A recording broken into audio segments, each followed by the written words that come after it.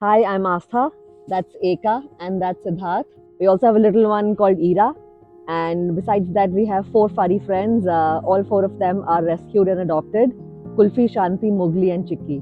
I think buying was never an option for us. The only thing that came naturally to both Siddharth and I before the human kids happened was to adopt a dog.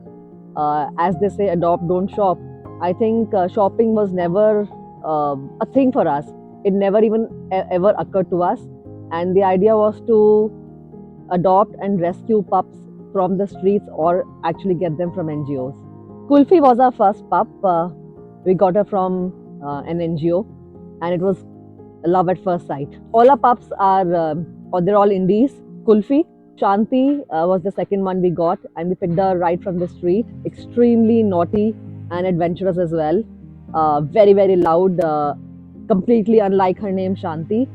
Kulfi is the alpha of the house. Then we have Mowgli, who's the only male dog we have.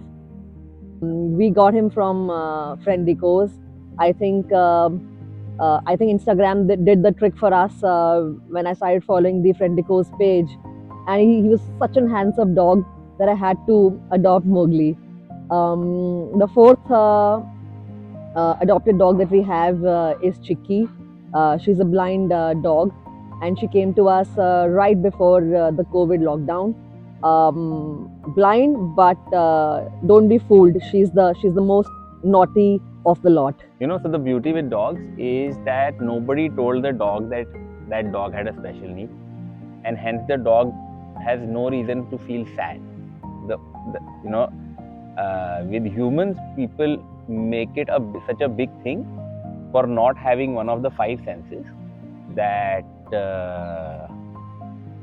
it somehow becomes depressing. But with dogs, nobody could tell her that. He's taking. And hence she's the happiest and the naughtiest, and Yeah. you can see there. Yep. So because nobody's told her that she has special needs, she doesn't have special needs, and she has exactly the same needs that everybody else has. We've had the dogs much before we had our human kids, because my furry friends were and will always be my first kids. But to be honest, when we actually had our first kid, Eka, we were protective of her, considering that we already had four dogs in the house. But I think it just kind of happened very seamlessly in the house, without a lot of effort. Also, while I was pregnant, we had the four dogs, so I think they kind of knew that a new member was going to join the family. I'm not sure, but I do have a feeling that they already knew it. And I don't think we faced any challenge as such, to wherein we really thought that we had to protect our child from the dogs, or as if they were a threat to the safety of our both of our kids. Actually, yes, when around the dogs, we'd obviously have somebody supervising the kid, or we'd keep the child in the cot, which is unreachable for dogs. But having said that, even if now that she's grown up, I think we are absolutely blindly she can be around the dogs, and it's always been like that. It is also very important for us as parents to be teaching children how to treat dogs, not just inside our house, but also dogs outside our house, or others, pets, or even strays for that matter. So the only thing to kind of keep in mind when you have kids and pets in the same house is to teach kids kindness for all animals alike, not just dogs in the house or cats in the house.